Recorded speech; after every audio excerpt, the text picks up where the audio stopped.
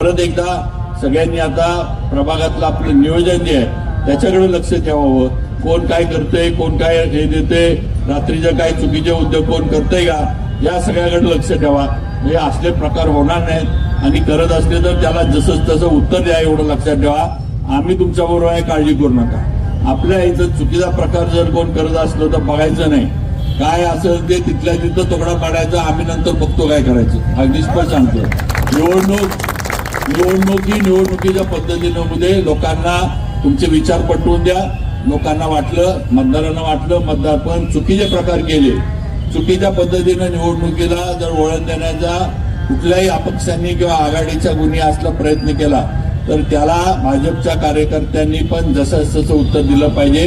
त्या प्रकारांना तिथंच रोखलं पाहिजे आणि प्रशासनाच्या लक्षात आणून दिलं पाहिजे. मग त्यांच्यावर काय कार्यवाही करायची हे केलं जाईल. एवढं आपल्या सगळ्यांना मी सांगू इच्छितो. त्यामुळे परत एकदा सगळ्यांना विनंती करतो की सगळ्यांनी भाजपला विजयी करा. कमळाच्या समोरचं बटन दाबा, बाकी काही बघू नका.